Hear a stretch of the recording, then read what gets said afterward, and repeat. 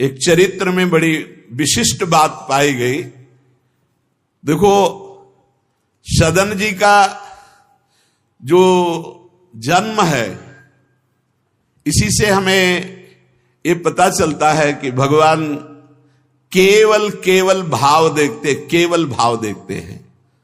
सदन कसाई ताकि नीकी कसियाई, जैसे बाराबानी सोने की कसौटी कसियाई है। जीव को न बध करें ए पे कुलाचार ढरे, बेचे मांस लाए प्रीति हरि सो लगाई है। गंडकी को सुत बिन जाने तासों तोल्यो करे, भरे दृग साधु आनि पूजे पे न भाई है। कही निस सुपने में वाही ठोर मुंह को देवो, सुनो गुण गान रीझो ही की सच्चाई है।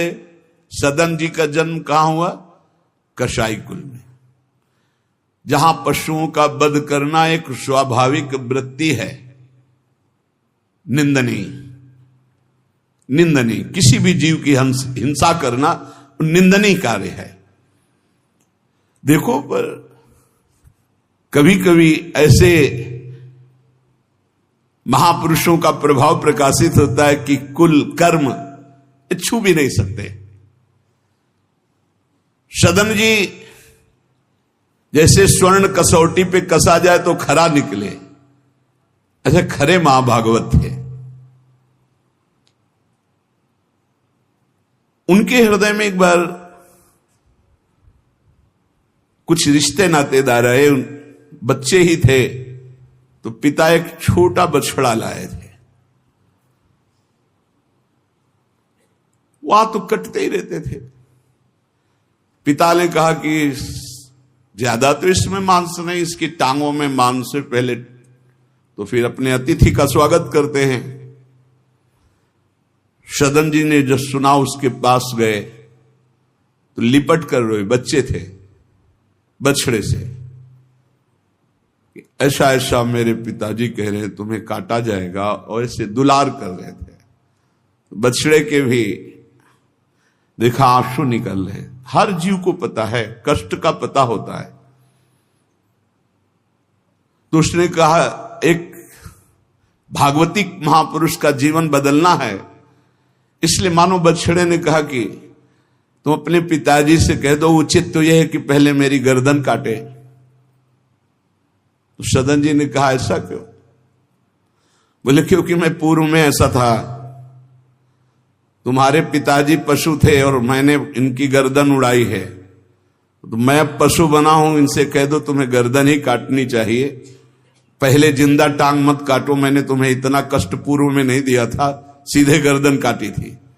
इसका मतलब जो कर्म किया जाता है उसका फल मिलता है पक्का। मैंने पूर्व में तुम्हारे पिता की गर्दन काटी थी इस जन्म में, इसीलिए मुझे पशु बनना पड़ा, और तुम्हारे ही पिता मेरी गर्दन काटेंगे पक्का, तुम रोक नहीं सकते, क्योंकि वो विधान है। पर वो पहले टांग ना काटे, पहले गर्दन काटे। अब ये घटना उनको बहुत चुही। जीव को अपने कर्म का फल भोगना पड़ता है जन्म जन्मांतरों में। बच्चे ही थे, कुछ संत मंडली जा रही, यही है मत की रति गति भूति भलाई, जब जे जतन जहां जे पाई, सो जानो सत्संग प्रभाव। सत्संग का एक अमोघ प्रभाव होता है। वो संतों के सामने गए, चरणों में लौट गए, बालक थे। संत जनों ने, उठो उठो बच्चे, तो रोते हुए बोले कि हर कर्म का फल जीव को भोगना पड़ता है, कोई ऐसा साधन है जिससे कर्म का फल ना भोगना पड़े और जीवन मुक्त हो जाए, जीव मुक्त हो जाए? उनका भगवान का निरंतर नाम रटना, श्री हरि हरि नाम निरंतर रटे, और स्वयं किसी जीव को कष्ट ना दे, और संतों का संग करता रहे, तो जीवन मुक्त हो जाएगा। बस छोटे से बालक सदन जी में बात बैठ गई। बस अंदर शुरू कर दिया, हरि श्री हरि श्री हरि श्री हरि। संतों की बात मान ले तो परम पद जेब में है। अब पिताजी जब तक रहे तब तक वो वध करते रहे जीवों का, लेकिन सदन जी ने कभी कभी किसी का वध नहीं किया। वो कुल परंपरागत मांस खरीद लाते और उसी को मुनाफा करके बेचते और परिवार का पोषण करने लगे। एक दिन ये रास्ते में आ रहे थे तो किसी साधु का बटुआ ढीला होगा तो शालिग्राम भगवान गिर पड़े थे। इन्होंने उठाया कि अच्छा चमकता हुआ कोई पत्थर है, तो शालिग्राम भगवान को लाए तो उन्होंने अंदाज में कि आधा 1 किलो के वजन का काम तो करेंगे, तराजू में रख दिया। हरि श्री हरि श्री हरि श्री हरि, हर समय नाम जपना, ये तो बचपन से शुरू था संतों की कृपा से, और भगवान से अंदर से समर्पण था। ये नहीं जानते थे कि शालिग्राम भगवान है, देखा ही नहीं था कभी भगवान के शालिग्राम रूप को। अब जैसे कोई कहता कि 5 किलो दो तो 5 किलो शालिग्राम बन जाते, 2 किलो तो 2 किलो दो। अब तो बहुत बढ़िया काम की बाट बदलने की जरूरत नहीं, एक ही बाट में जितना मांगो उतना दे दें और ठीक वजन उतना ही होता, कभी किसी को संशय नहीं हुआ। एक दिन वो संत समागम करते ही थे तो एक संत भगवान आए।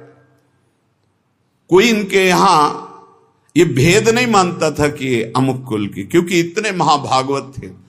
संतों के चरणामृत लेना, उनके पास बैठकर सत्संग करना, तो संत जन इनके यहां आकर के बैठते थे, इनके यहां आकर के थोड़ी देर भगवत चर्चा, बड़े उच्च कोटि के भाव सदन जी के प्रकाशित थे। तो एक संत भगवान ने देखा कि ये तो बड़े सिद्ध शालिग्राम हैं, इनमें तो चक्र का चिन्ह भी है और ये इससे मांस तोलते हैं।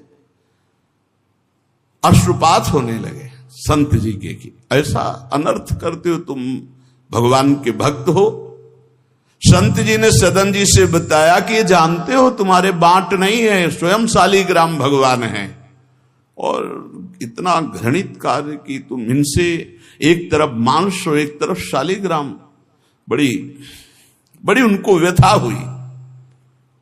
सदन जी ने कहा मुझे कुछ पता नहीं, मैं नहीं जानता, मेरे लिए तो ये बहुत सिद्ध बाट है, मैं जितना ग्राहक मांगता है उतना ही, आधा किलो तो आधा किलो, 5 किलो तो 5 किलो बन जाते हैं। आप देखो अपने कुल कर्म को कर रहे हैं और नाम जप कर रहे हैं और संतों की कृपा है। तो देखो अचानक रास्ते में भगवान शालिग्राम जी मिले थे। उन्होंने कहा अगर ये भगवान है तो आप ले लो, हम तो सेवा पूजा कुछ जानते नहीं, आप इनको ले जाओ। संत जी ले गए और देखो ये हृदय में बैठा लीजिए, संत मिले मतलब आखिरी जन्म हमारा है। विश्वास अगर कर ले, पक्का समझ लीजिए ये तुम्हारा विश्वास काम करेगा। निमज्जोन्मज्जताम घोरे भवाब्धौ परमायनम संतो ब्रह्म विदा शांता निर्दडे वापसु मज्जताम। इस घोर संसार सागर में जो हम डूब रहे हैं तो भगवान भेजते हैं ब्रह्मवेत्ता संत महापुरुष का समागम, और जहां संत मिले तो आखिरी जन्म समझो इस संसार समुद्र से पार होने के लिए सुदृढ़ नौका संत समागम है। भव सागर कहा नाव शुद्ध संतन के चरण, तुलसीदास प्रयास बिनु मिलहि राम दुख हरन। संतों के चरणों का सानिध्य मिला तो देखो सदन जी हरिनाम जपने लगे, सदन जी के हृदय में संतों की प्रति प्रियता बढ़ी, शालिग्राम भगवान मिल, सब बानक बन जाता है। अब संत जी शालिग्राम भगवान को ले गए, एकांत में जाकर के भगवान का पंचामृत से अभिषेक किया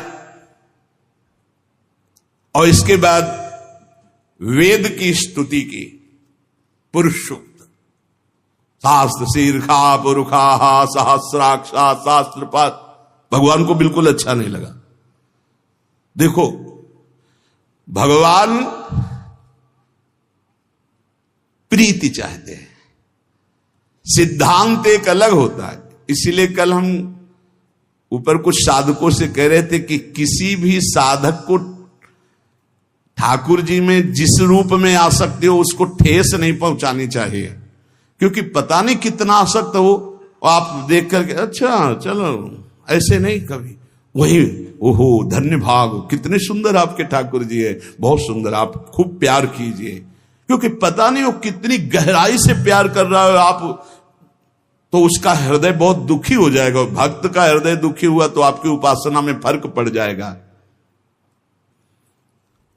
संत जी को लगा था कि कसाई कुल में जन्मे हैं, मांस का उधर पल्ला इधर ठाकुर, क्या अपराध कर रहा है, उनको ऐसा, और बाहरी दृष्टि में लगता भी ऐसा ही है। तो कहा भयो जो पे बड़े कुलहू में जन्म भयो, जप तप नेम व्रत साधन अपार है। कहा भयो तीर्थ अनेकन गमन किए, गयो नहीं जौलो निज मन को विकार है। जौलो मेरे संतन में राखे जाति भेद सदा, तौलो कहो कैसे वह पावे सुख सार है। मेरे साधु नीच पद पंकज ना धोयो, जोलो सब शास्त्रन को पढ़ी बोई भार है। जरा भी भाव किसी भी संत जो भगवत मार्ग के प्रतीक है, जाति पक्ष में रूप पक्ष में इनके तेज तो है नहीं, ये तो ऐसे बिल्कुल नहीं, सावधान, पता नहीं कौन किस कोटि का, उच्च कोटि का महापुरुष आपका चिन्ह। उन संत बहुत अच्छे संत थे, पर उनके मन में बात आ गई कि जाति के तो कसाई ही, काम तो नीचे ही है, मांस। देखो नहीं जाना भगवान की महिमा, हम समझ रहे थे उच्च कोटि के, और वो बहुत उच्च कोटि के महापुरुष सदन जी, निरंतर नाम जप। और एक खास बात थी सदन जी में, दैन्यता, कि मैं तो किसी योग्य नहीं, और उनको पता भी नहीं था कि शालिग्राम भगवान हैं। तो लेके आयो साधु, मैं तो बड़ो अपराध कियो अभिषेक, सेवा करी पे न भाई है। ये तो प्रभु रीझे तो पे जोई, चाहो सोई करो गरो भरी आयो, सुनिमति बिसराई है। तेई हरि उरधारी डारी दियो कुलाचार, चले जगन्नाथ देव चाह उपजाई है। मिले एक संग संग जात वे सुगात, सब तब आप दूर दूर रहे जान पाई है। संत जी ने बड़ा अभिषेक किया, वेद स्तुति की, भगवान को भोग लगाया, बड़ी प्रसन्नता से उच्च सिंहासन पर विराजमान किया। भगवान उसी समय आकाशवाणी हुई, ए साधु, मुझे ये तुम्हारी वेद स्तुति बिल्कुल पसंद नहीं, तुम्हारा ये पंचामृत स्नान भोग, ये सब तुम मेरे भक्त पर नीच बुद्धि करके मुझे लाए हो ना, ये मुझे तुम क्या समझते हो? वेद मेरी श्वासों से ही तो प्रकट हुए हैं। वेद क्या है? भगवान की श्वासों से वेद का प्रादुर्भाव हुआ। सोहरि पढ़े ये अचरज भारी, चारों वेद भगवान के श्वासों से प्रकट हुए। जाकी श्वास वेद श्रुतिचारी, जिनकी श्वासों से चारों वेदों का प्रादुर्भाव हुआ। मैं वेद की स्तुति और गंगा जल से उतना प्रसन्न नहीं होता जितना मैं अपनेपन के भाव से, मेरे सदन जी हैं और मैं सदन जी का हूं, मैं बिल्कुल तुम्हारी सेवा से प्रसन्न, मैं अपराध मानता हूं कि तुम वहां से मुझे लाए हो। साधु जी यह बात सुनकर एकदम घबरा गए, शालिग्राम भगवान को लिया, दौड़ते हुए सदन जी के पास गए और गदगद स्वर में कहा, मैंने भारी अपराध कर दिया, ठाकुर जी को अप्रसन्न कर दिया। मैंने आपके प्रति भाव किया कि आप कसाई कुल में आपका अधिकार ठाकुर का नहीं है, इसलिए आप ठाकुर जी को नहीं जानते हो, आप ऐसा ये लो। ठाकुर जी अप्रसन्न हो गए हमसे, हमने तो पंचामृत से गंगा जल से सब अभिषेक किया, पुरुष सूक्त का पाठ किया, ले इस श्री ठाकुर जी को आप स्वीकार करो।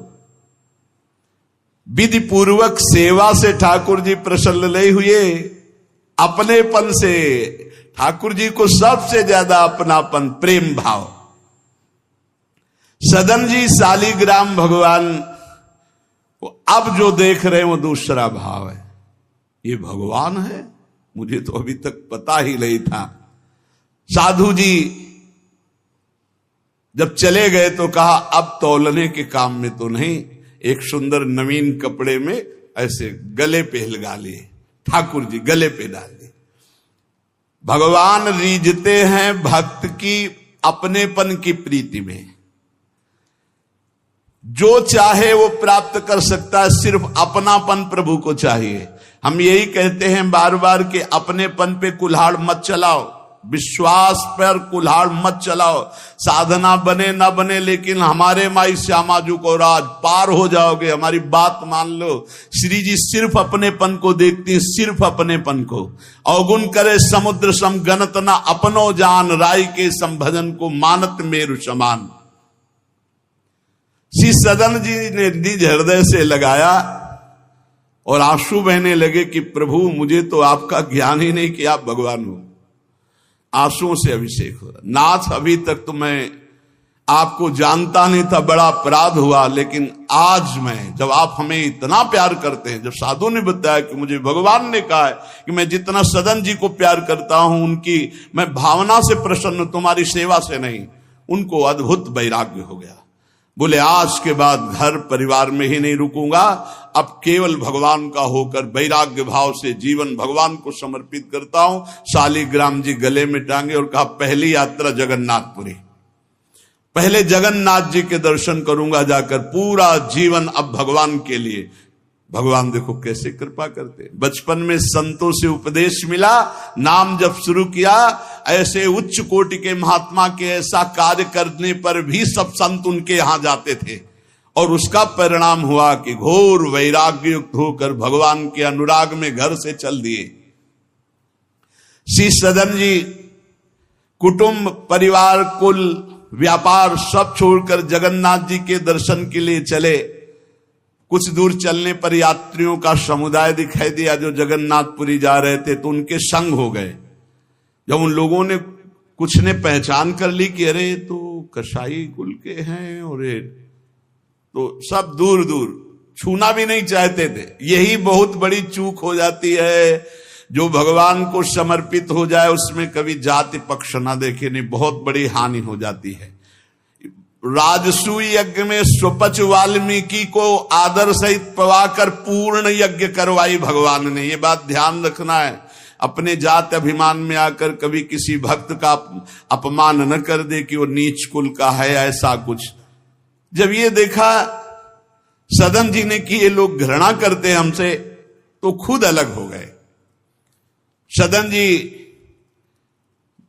बड़े पुलकित है कि आज जगन्नाथ जी के दर्शन होंगे। एक जगह देखा गौएं पानी पीने के लिए लालायित हैं, तो एक आदमी बाल्टी से पानी निकाल तो गौओं को डंडा मारने लगा। सदन जी ने कहा क्यों, पानी क्यों नहीं पीने देते? तो बोले इतना गहरा कुआं है, घसीटने से हमारे हाथ दर्द होते, अपने घर के लिए ले जाएंगे कि इनको पिलाएंगे? तो उनका अगर आप कृपा करें कुछ समय हमें दे दें बाल्टी और मैं भरूं, तो बोले मुझे फिर कोई परेशानी नहीं। भर भर करके 2500 गाय थी, सबको पानी पिलाया। शाम हो गई, पानी खींचने में पिलाने में समय लगा, तो उन्होंने सोचा गांव में भिक्षा मांग लेते हैं और आज रात्रि कहीं एकांतवास कर लेते हैं, सुबह जगन्नाथ जी के दर्शन करेंगे। तो आयो मग गांव भिक्षा ले नई ठाव गयो, नयो रूप देखी को तियारी जी परी है, बैठो या ही ठौर करो भोजन निहोरी कहो, रहो निसि सोई आई मेरी मति हरी है। लेवो मुंह को संग गरो काटो तो न होए रंग, बूझी और काटी पति ग्रीव पे न डरी है, कही अब पागो मोसो ना तो कौन तो सो मोसो, सुर करी उठी इन मार्यो भीर करी है। बहुत कठिन है वैराग्य लेकर भगवान के मार्ग में परम दयालु स्वभाव श्री सदन जी जगन्नाथ जी के दर्शन करने। रास्ते में एक घर में आवाज लगाई भिक्षाम दे, भगवान की लीला।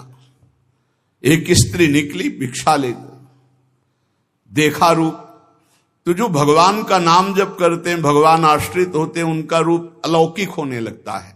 एक दिव्य आकर्षण होता है जो सबके चित्त को आह्लाद प्रदान करता है, क्योंकि आनंद स्वरूप भगवान का निरंतर चिंतन होता है। उसके प्रभाव से मुखाकृति में एक अद्भुत लावण्य, एक अद्भुत आकर्षण होता है। वो स्त्री ने देखा कि नवयुवक भिक्षुक तेजस्वी, वो रीझ गई, देखते ही रीझ गई, और उसने कहा कहीं मांगने की जरूरत नहीं, आप यहां बैठो और भोजन करो। सदन जी ने कहा हमें पाना तो है ही, जब आप पवाने के लिए कह रही तो पवा दीजिए। स्वाभाविक, क्योंकि अभी वैराग्य मार्ग में निकले। उस स्त्री ने प्रार्थना की, भोजन बना के पवाया और कहा प्रभु यदि आज रात्रि है विश्राम कर लें तो आपको क्या, सुबह